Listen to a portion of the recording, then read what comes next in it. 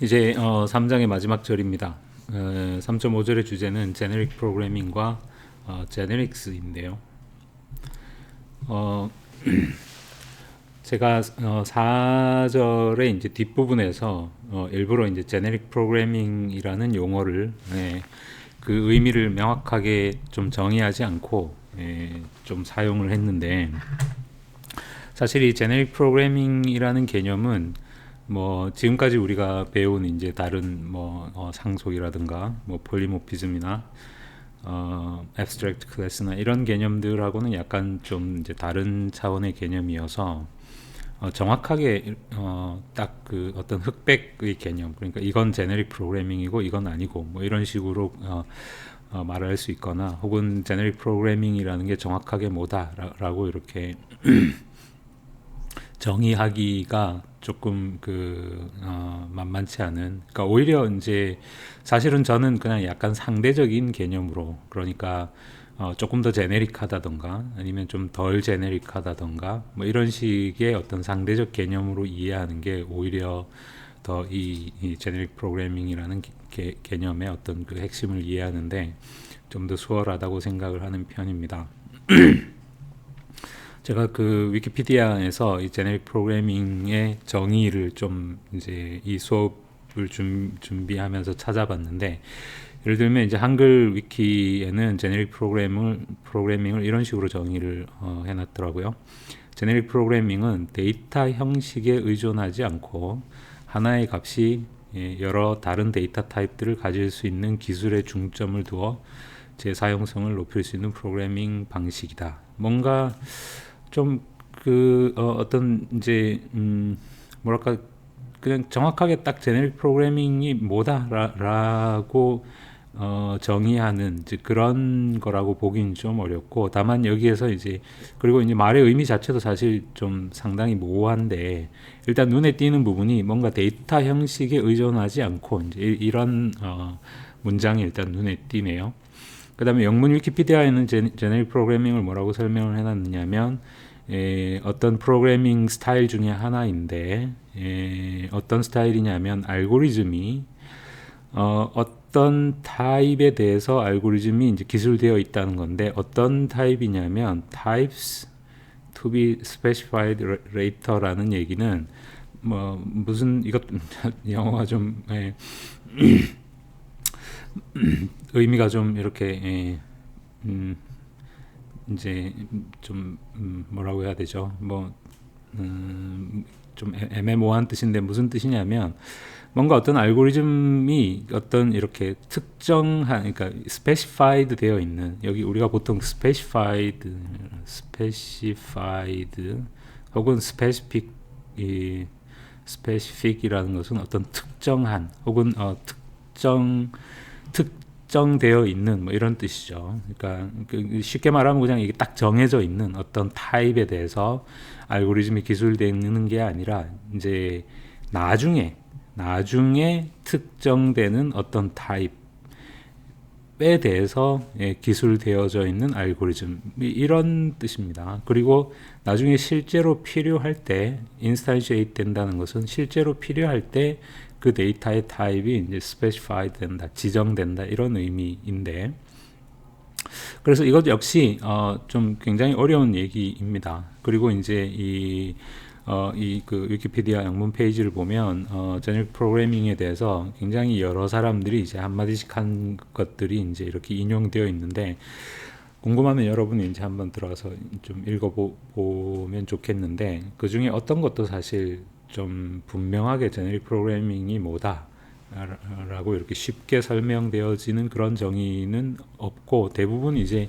또 상당히 서로 이렇게 다른 얘기를 하는 경우도 많고, 뭐 이런 식으로 제네릭 프로그래밍의 개념은 사실 이렇게 좀 간단하진 않습니다. 하지만 어쨌거나 가장 눈에 띄는 부분은 뭔가 데이터 타입에 의존하지 않는다, 이런 부분, 그리고 데이터 타입이 미리 지정되지 않는다. 그래서 이제 우리가 이 제네릭이라는 단어의 이제 반대말이 보통 이제 스페시픽인데, 스페시픽이라는 것은 이제 어떤 특정한, 이런 뜻이죠. 그러니까 특정한이라는 얘기는 이제 딱 뭐가 정해져 있다는 거죠. 그러니까 뭔가 이렇게 하나로 딱 이렇게 정해져 있다 이런 뜻인데, 제네릭은 그거의 어떤 반대 개념이라고 생각하면 됩니다. 그러니까 데이터의 타입이 뭔가 하나로 이렇게 딱 그 픽스 되어 있지 않고 조금 더 포괄적이거나 혹은 경우에 따라서는 나중에 내가 그 데이터 타입을 지정할 수 있는 그런 방식의 어떤 코드, 그런 방식의 어떤 프로그램, 그런 걸 우리가 제네릭 프로그래밍이라고 부른다라는 식으로 일단 약간 좀 두루뭉실하게 그렇게 이해를 하고, 이제 이런 종류의 개념들이 늘 그렇지만 이렇게 이제 좀 애매모호한 개념들은 사실 그 개념의 정의 같은 걸 우리가 뚫어지게 쳐다본다고 해서 실제 그 의미가 다가오지는 않습니다. 그러니까 오히려 이제 다양한 예들을 보면서 이제 그 예들이 공통적으로 가지고 있는 어떤 요소들을 좀 이렇게 다양한 경험을 하면서 이렇게 그 공통적인 어떤 그 본 특징 이런 것들이 이제 인식되는 그런 방식으로 이해할 수밖에 없는 좀 그런 면이 있다.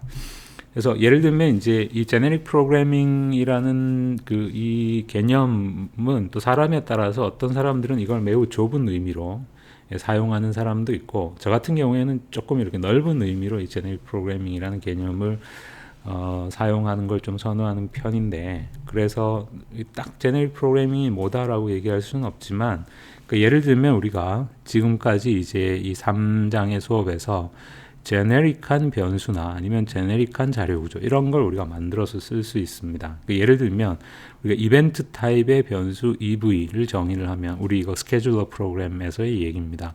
그러면 사실 이 EV는 어떤 우리가 이 EV에 저장할 수 있는 데이터는, 그러니까 물론 엄밀하게 말하면 EV는 참조 변수니까 EV에 저장한다기보다는 EV가 참조하는 데이터 이렇게 말하는 게 이제 엄밀한 의미에서 정확하긴 하지만, 어쨌거나 좀 뭉뚱그려서 우리가 EV라는 이 변수에 저장할 수 있는 데이터의 타입은 딱 한 가지 타입의 객체가 아니라 이제 원데이 이벤트, 뭐 듀레이션 이벤트, 또 데드라인 이벤트, 그래서 그 세 종류의 서로 다른 타입의 데이터를 우리가 이 EV에 저장을 할 수가 있죠. 따라서 이것은 그냥 우리가 예를 들어서 원데이 이벤트 타입의 어떤 변수 원데이 보다는 좀 더 제네릭하다 이렇게 얘기하는 게 이제 가능하다는 거죠. 이 원데이 이벤트 타입의 참조 변수 원데이는 오로지 원데이 이벤트 객체만 참조할 수 있지만, 이벤트 타입의 변수 EV는 원데이 이벤트뿐만 아니라 듀레이션 이벤트나 데드라인 이벤트 객체도 참조할 수 있으므로 이 얘보다는 얘가 조금 더 제네릭하다. 그러니까 얘가 조금 더 스페시픽하고 얘는 좀 더 제네릭하다. 이런 식으로 이제 이야기할 수 있습니다. 뭐 우리가 이벤트 타입의 배열을 만들 수도 있죠. 그러면 이 배열에도 역시 마찬가지로 똑같은 이야기입니다. 그러니까 이 배열에도 우리가 원데이 이벤트뿐만 아니라 듀레이션 이벤트나 이렇게 세 종류의 서로 다른 데이터 객체를 이 배열에 우리가 저장할 수 있으므로 그냥 이렇게 원데이 이벤트 타입의 어떤 배열보다는 좀 더 제네릭하다. 사실 이런 식으로 우리가 제네릭한 변수를 만들기로 한다면 그것의 끝판왕은 뭐겠어요? 오브젝트 타입의 변수입니다. 오브젝트 타입의 변수는 요 이벤트 타입의 변수는 기껏해야 세 종류의 서로 다른 객체를 참조할 수 있을 뿐이지만, 오브젝트 타입의 변수나 아니면 오브젝트 타입의 어떤 배열은 사실은 자바에서는 모든 종류의 객체를 저장하고 모든 종류의 객체를 참조할 수 있으므로 이제 이런 식의 제네릭한 변수, 제네릭한 자료 구조 중에서는 이제 끝판왕에 해당한다고 할 수 있겠죠. 어쨌거나 제네릭 프로그래밍이라는 개념의 어떤 한 예는 이렇게 데이터 변수 혹은 뭐 배열 이런 어떤 그 데이터를 저장하기 위한 자료 구조가 어떤 스페시픽한 타입이 아니라 좀 더 제네릭한 타입, 이런 것도 일종의 제네릭 프로그래밍이라, 그러니까 우리가 이런 타입들을 이렇게 잘 활용하는, 그래서 어떤 하나의 변수에 한 종류의 객체가 아니라 서로 다른 여러 종류의 객체를 저장할 수 있도록 코딩을 하는 그런 것도 이제 일종의 제네릭 프로그래밍이다라고 우리가 말할 수 있습니다. 물론 이제 사람에 따라서는 이런 건 이제 제네릭 프로그래밍으로 쳐주지 않는, 그러니까 뭐 이 제네릭 프로그래밍은 아까 제가 얘기한 것처럼 뭐 정확하게 딱 이렇게 흑백으로 이거 아니고 이런 개념은 아니라고 그랬죠. 그러니까 물론 그렇게 극단적으로 얘기하는 경우도 사실 드물지만 일반적으로 이제 제네릭 프로그래밍에 대한 얘기를 할 때 뭐 이런 얘기를 할 수도 있고 아니면 이것은 그냥 뺄 수도 있고 뭐 그런 이야기입니다. 그 다음에 또 다른 이제 제네릭 프로그래밍의 한 예는 제네릭한 알고리즘 혹은 자바식으로 말하자면 제네릭한 메서드입니다. 그래서 이것은 우리가 지난 시간에 뭐 이제 소팅 같은 알고리즘을 타입 제네릭하게, 그러니까 예를 들어 보면 우리가 지난 수업에서 만들었던 버블 소트 알고리즘 중에 얘는 비교적 타입 스페시픽하다고 말할 수 있습니다. 왜냐하면 요 메서드, 요 알고리즘은 이 정렬할 배열이 쉐입 타입의 배열이다 라는 그 제약 조건을 가지고 있죠. 그러니까 오로지 쉐입 타입의 데이터만 정렬을 할 수 있기 때문에 얘는 이제 우리가 새로 만들었던 이 comparable interface를 이용했던 이 버블 소트보다는 이제 좀 더 스페시픽하고, 반대로 말하면 얘가 조금 더 제네릭하다는 거죠. 왜냐하면 이 경우에는 정렬할 데이터가 comparable interface를 implement 하기만 하면 정렬을 할 수 있으므로, 그리고 comparable interface를 implement 한다는 얘기는 그 배열 안에 있는 어떤 두 데이터, 임의의 두 데이터 간의 크기 관계가 정의되어 있다는 것인데, 그것은 지나친 요구라고 할 수가 없죠. 왜냐하면 우리가 정렬을 한다는 것 자체가 데이터들의 크기 관계가 정의되어 있지 않으면 애초에 우리가 정렬이라는 걸 할 수가 없으니까, 정렬을 하기 위해서 데이터 간의 크기 관계가 반드시 정의되어 있어야 한다. 즉 임의의 두 데이터에 대해서 누가 더 크고 누가 더 작은지를 판단하는 규칙이 정의되어 있어야 한다라는 요구 조건은 절대로 뭔가 지나친 요구 조건이라고 할 수는 없습니다. 그러니까 그것보다 더 제네릭하게 할 수는 어차피 없다는 거죠. 정렬이라는 그 정렬의 어떤 본성상. 따라서 이것은 사실은 충분히 제네릭한 메서드, 제네릭한 알고리즘이라고 얘기할 수 있고, 요 버블 소트는 이제 우리가 만든 거지만 사실은 자바 API가 arrays.sort라는 친절하게도 이 arrays.sort라는 라이브러리 함수를 제공해 준다고 했죠. 얘도 이제 마찬가지로 제네릭한 소트 알고리즘입니다. 그래서 이제 이렇게 어떤 알고리즘을 제네릭하게 구현하는 것도 역시 이제 일종의 제네릭 프로그래밍이라고 할 수 있습니다. 그 다음에 이제 또 다른 제네릭 프로그래밍의 예가 뭐냐면, 아예 어떤 클래스 자체를 제네릭하게, 그러니까 클래스 자체를 좀 타입 제네릭 타입에 대해서 혹은 타입 인디펜던트하게, 혹은 우리가 일반적으로 어떤 클래스라면 그 클래스 안에는 어떤 데이터가 저장이 되고 또 어떤 메서드들이 들어가는데, 그 클래스 안에 저장되는 데이터의 타입을 미리 지정하지 않고 이미 어떤 가상적인 타입에 대해서 클래스를 정의한 후에 나중에 실제로 그 클래스를 사용할 때, 클래스를 사용한다는 말은 물론 그 클래스의 객체를 생성한다는 뜻인데, 그 클래스의 객체를 생성할 때 이제 그 타입을 우리가 정할 수 있도록 그런 방식으로 어떤 클래스를 작성하는 것을 우리가 자바에서는 제네릭스라고 부릅니다. 사실은 이제 C++에서는 이것을 클래스 템플릿이라고 부르는데, 뭐 C++에서 클래스 템플릿과 자바의 제네릭스는 본질적으로 같은 거라고 생각하면 됩니다. 그래서 우리가 이제 사실은 이 앞에 이 제네릭한 변수나 자료 구조 그리고 제네릭한 알고리즘은 문법적으로는 이제 폴리모피즘을 이용을 한 거죠. 그러니까 상속과 그다음 폴리모피즘과 그다음에 이제 뭐 abstract class나 인터페이스 같은 이런 문법적 수단들을 동원해서 우리가 이런 제네릭한 자료 구조나 아니면 제네릭한 알고리즘을 구현을 할 수 있었습니다. 그런데 이제 제네릭한 클래스를 구현하기 위해서는 이제 거기에 추가적으로 새로운 문법이 필요한데 그 새로운 문법을 우리가 이제 제네릭스라고 부릅니다. 그래서 대략적으로 이제 제네릭 프로그래밍의 어떤 개념을 제가 좀 설명을 하려고 시도를 해 보았는데 충분히 여러분한테 이제 전달이 됐는지는 사실 좀 잘 모르겠고, 그리고 뭐 다시 얘기하자면 이런 식의 개념은 꽤 좀 추상적이기 때문에 뭔가 이런 정의 같은 거를 엄격하게 한다고 해서 사실 소화될 수 있는 건 아닙니다.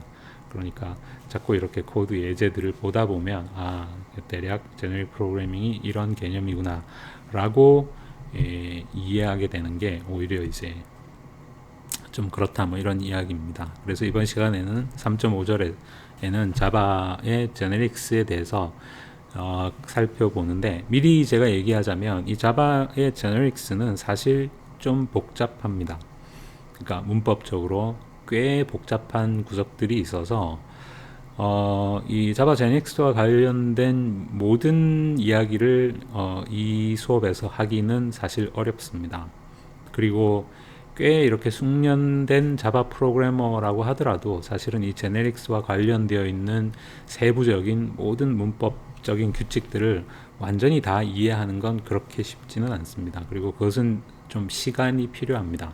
그래서 일단 이 수업에서는 제네릭스에 대해서 좀 비교적 이렇게 기본적인 사항들, 기본적이고 본질적인 사항들에 대해서만 얘기를 하고, 그렇게 먼저 이렇게 기본 개념을 먼저 이렇게 확실하게 잡은 다음에 여러분도 너무 성급하게 이 제네릭스에 관한 그 문법을 한 번에 다 마스터하겠다 이런 식으로 이제 시도하는 것보다는 이 수업을 끝까지 이렇게 들어서 자바라는 언어에 충분히 익숙해지고, 그리고 지금까지 우리가 이 3장에서 다루었던 뭐 상수업, 폴리모피즘, abstract class, dynamic binding, method overriding 이런 이제 꽤 여러 가지 문법들을 다루었죠. 그런 것들이 완벽하게 이제 자기한테 좀 소화가 됐다. 이제 그때쯤 가서 다시 제네릭스에 관한 문법적인 이제 세부적인 사항들을 다시 한번 보는 게 사실은 공부의 효율성이라는 측면에서 좀 더 나을 겁니다. 그러니까 그냥 문법 진도를 쫙 뺀다고 해서 실제로 소화되기 좀 어렵죠. 그래서 그런 식으로 공부를 할 것을 이제 여러분에게 저는 권합니다. 그래서 어쨌거나 얘기가 좀 길어졌는데 이번 시간에는 제네릭스와 관련된 좀 기본적인 사항들을 간략하게 한번 정리를 해보겠습니다.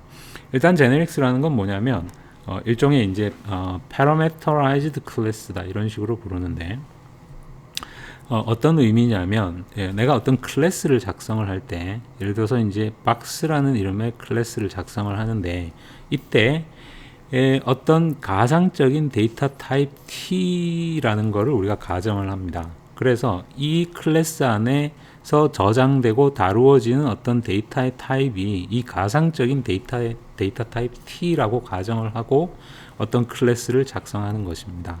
그러니까 여기 보면 private TT 이렇게 되어 있는데 T 타입의 어떤 변수 T라는 뜻이죠.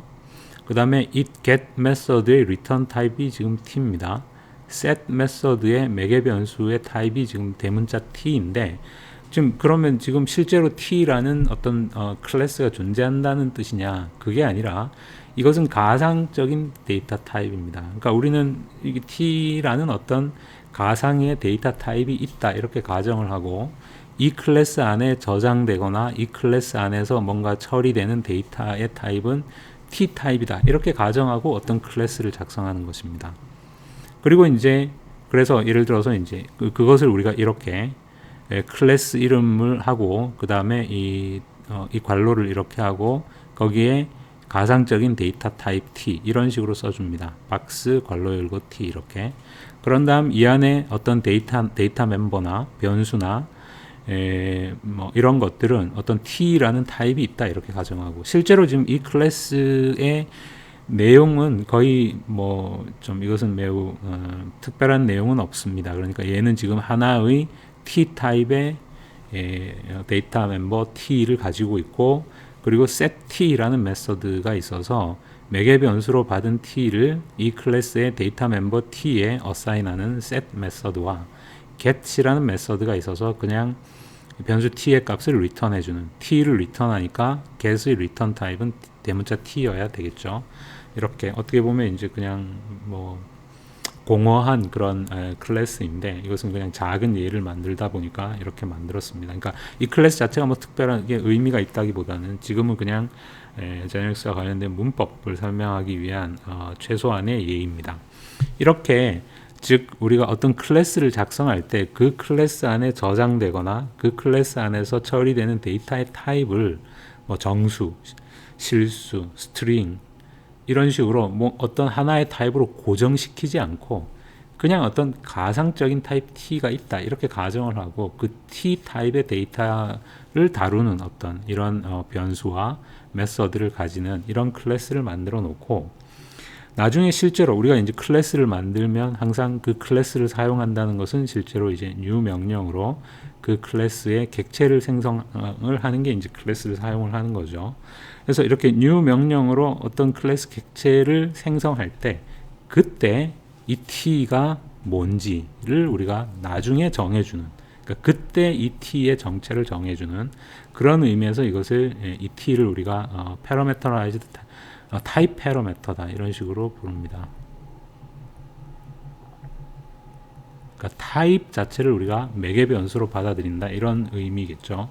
그래서 내가 예를 들어서 요게 지금 잘 보면 어떤 t 타입의 데이터 하나를 저장을 하고 거기에 내가 어떤 값을 쓸 수가 있고 그 값을 읽을 수 있는 그런 일을 하는 클래스인데, 내가 예를 들어서 정수 하나를 저장을 하고 또 그 정수를 읽을 수 있는 그런 객체가 필요하다면 우리가 박스 객체를 생성할 때 그때 대괄호를 치고 거기에 이제 실제로 존재하는 어떤 데이터 타입, 예를 들면 이제 우리가 인티저 타입 이런 식으로, 물론 이 인티저 타입은 실제로 존재하는 타입이죠. 이렇게 생성을 하고, 그리고 그때 이 참조 변수의 타입은 물론 여기에도 이렇게 박스 인티저 이렇게, 그러니까 여기는 반드시 박스하고 타입명을 적어줘야 되고, 사실은 이제 여기 인티저는 우리가 생략을 해도 되긴 합니다. 왜냐하면 의미상 이게 박스 인티저니까 여기도 어차피 박스 인티저고 똑같은 게 나와야 되니까 이 인티저는 우리가 생략을 해도 컴파일러가 알아서 추론을 해서 박스 인티저구나 이렇게 판단을 하는데, 그것은 뭐 일단 지금 중요한 얘기는 아니고, 이렇게 해서 이제 인티저 객체를 저장하는 박스 타입의 객체를 만들어서 거기에 set new integer 이런 식으로, 그 다음에 예를 들면 뭐 내가 스트링을 저장하는 어떤 이런 박스 객체가 필요하다 그러면 new 박스 하고 스트링 이렇게 하고, 이것은 물론 박스 스트링은 스트링 뭐 스트링 박스 이런 식으로, 내가 예를 들어서 이벤트 타입의 데이터를 저장할 박스 객체가 필요하다면 new 박스 이벤트 이렇게, 그러니까 이 박스 t라는 하나의 클래스를 만들어 놓고 이것을 내가 어떨 때는 정수를 저장하기 위한 용도로도 사용하고 이벤트를 저장하기 위한 용도로도 사용하고 문자열을 저장하기 위한 용도로도 사용하고 이렇게 할 수 있다는 거죠. 이게 사실은 이제 이 제너릭 프로그래밍에 관한 이 정의에 가장 부합하는, 그러니까 클래스를 우리가 작성할 때는 어떤 타입을 특정하지 않고, 그러니까 타입을 특정하지 않는다는 말이 이제 나중에 특정될 타입 명을 이용해서 클래스를 만든 다음에 실제로 그 객체를 생성할 때 그때 그 타입을 명시적으로 지정하는 그런 방식의 프로그래밍이라는 이 정의에 가장 좀 부합하는, 가장 좀 뭔가 이렇게 매치가 되는 그런 게 바로 이 제너릭스라고 말할 수 있습니다.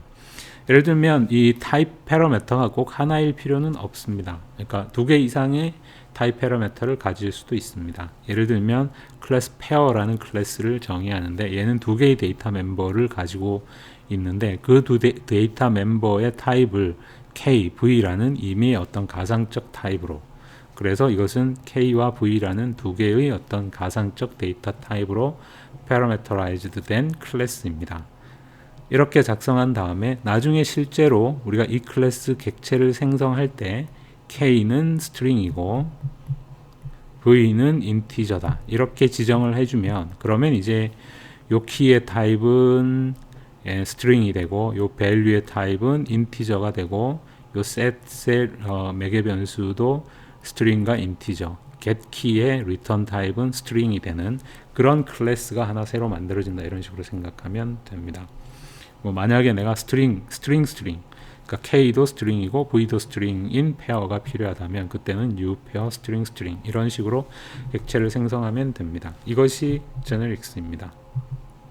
자, 제가 제네릭스라는 게 문법적으로 좀 복잡한 부분이 있다 이런 식으로 미리 좀 겁을 줬는데, 그것은 이제 이 부분에 해당되는 건 아닙니다. 그것은 이제 여기서 좀 이렇게 더 나가면 뭔가 좀 세부적으로 이렇게 좀 복잡하다는 게 있다는 거지, 지금 제가 이 두 장의 슬라이드에서 얘기한 이게 문법적으로 복잡하다고 얘기할 수는 없겠죠.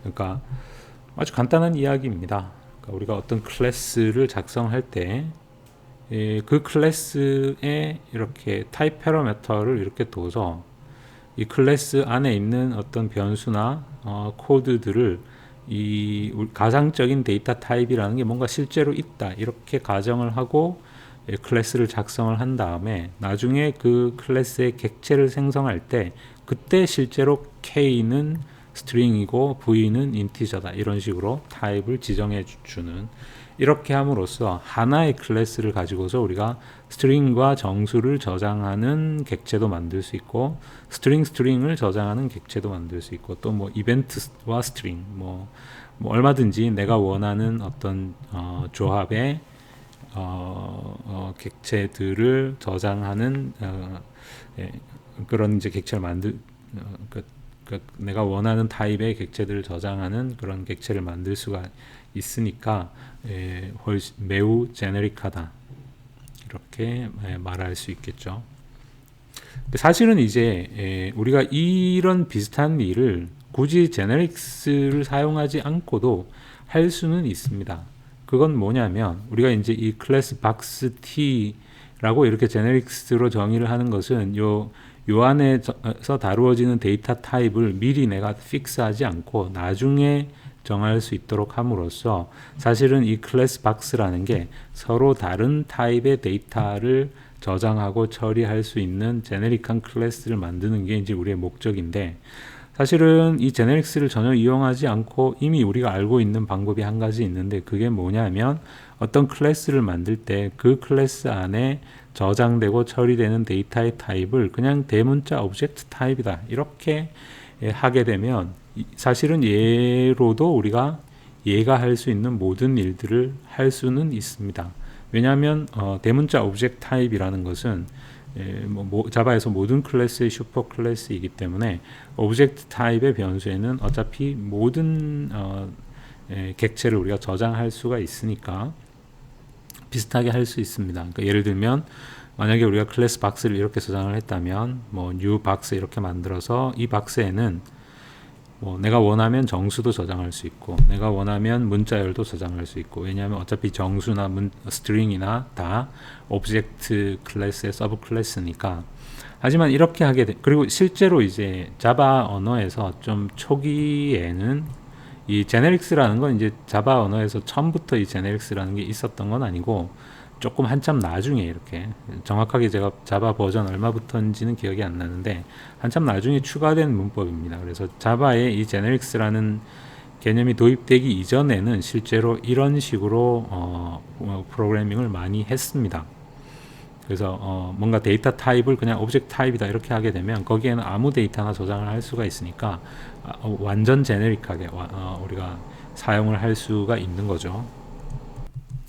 그런데 이제 이렇게 하게 되면 예를 들어서 이 예를 보면 우리가 박스 객체를 만든 다음에 거기에 어떤 인티저 객체를 이렇게 셋하는 것은 별 문제가 없습니다. 왜냐하면 내가 인티저 객체를 매개 변수로 넘겨주면 그 매개 변수를 받는 매개 변수 t의 타입이 오브젝트 타입이니까 그리고 오브젝트 타입은 모든 클래스의 슈퍼 클래스이기 때문에 폴리모피즘에 의해서 이 인티저 객체를 t가 참조하는 데는 아무 문제가 없습니다. 하지만 get에서는 이제 문제가 생깁니다. 내가 예를 들어서 box.get을 하게 되면 그러면 이 get 메서드의 return 타입은 오브젝트이기 때문에 얘가 리턴해주는 값의 타입은 오브젝트입니다. 그런데 그것을 내가 인티저 타입 변수 a에 치환을 할 수는 없겠죠. 왜냐하면 이것은 폴리모피즘하고는 반대의 상황인 거죠. 폴리모피즘이라는 것은 서브 클래스 타입의 객체를 슈퍼 클래스 타입의 변수가 참조할 수 있다는 건데, 이 경우에는 슈퍼 클래스 타입의 어떤 객체를 서브 클래스 타입의 변수가 참조하려고 하는 상황이니까 이것은 당연히 이제 이것은 허용되지 않습니다. 그래서 이 경우에 이제 먼저 이 get이 리턴해주는 데이터를 인티저 타입으로 타입 캐스팅을 하고 이렇게 강제 타입 변환을 해주어야 그것을 우리가 인티저 타입의 변수 a에 어사인을 할 수가 있습니다. 그래서 이렇게 이제 대문자 오브젝트 클래스를 이용해서 작성된 코드들은 매우 자주 이런 식으로 우리가 타입 캐스팅을 해 주어야 합니다. 왜냐하면 뭔가 이런 식으로 이 get 메서드처럼 작성된 이 get처럼 작성된 메서드들의 리턴 타입이 대부분 오브젝트인데, 그거를 여기다 저장했다가 받을 때는 실제로 이제 실제 데이터 타입으로 우리가 변환을 해야 하기 때문에 이렇게 이제 타입 캐스팅을 많이 할 수밖에 없게 되는데, 타입 캐스팅을 많이 하는 것은 어떤 의미로도 좋은 프로그램이라고 말할 수는 없습니다. 왜냐하면 이 타입 캐스팅이라는 것은 사실은 컴파일러에게 이 get이 리턴, 네 눈에는 이 get의 리턴 타입이 오브젝트로 보이겠지만 실제로는 인티저거든. 그러니까 너는 그냥 그런 줄 알고 신경 안 써도 된다. 뭐 이런 이제 의미란 말이에요. 그러니까 어떻게 보면 컴파일러가 마땅히 해야 될 어떤 일을 그러니까 하지 말고, 그러니까 안 해도 된다, 이렇게 못하게 하는 거기 때문에 그것은 어떤 프로그램의 어떤 디버깅이나 또 프로그램에서 어떤 오류의 가능성이나 이런 부분에서 결코 도움이 되지 않습니다. 그래서 자바에서는 이제 아까 얘기한 것처럼 초기에는 이제 이런 방식으로, 지금 현재도 이런 식으로 작성되어 있는 코드들이 물론 많이 있습니다. 하지만 이것은 그다지 이렇게 우리가 타입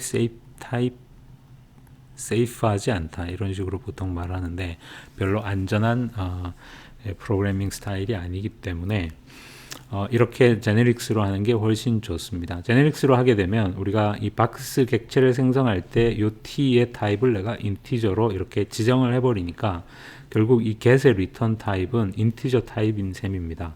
따라서 box.get의 리턴 타입은 인티저이기 때문에 그것을 우리가 타입 변환해 주지 않고도 A에 저장을 할 수가 있겠죠. 그러니까 이런 식의 이제 타입 캐스팅을 거의 할 필요가 없어지고, 그것은 이제 매우 중요한 차이입니다. 그래서 이게 사실은 어떻게 보면 우리가 제네릭스라는 것을 사용하는, 그러니까 제네릭스를 사용하지 않고도 비슷하게는 할 수 있지만 굳이 우리가 제네릭스를 사용하는 가장 중요한 이유라고 이야기할 수 있습니다. 자,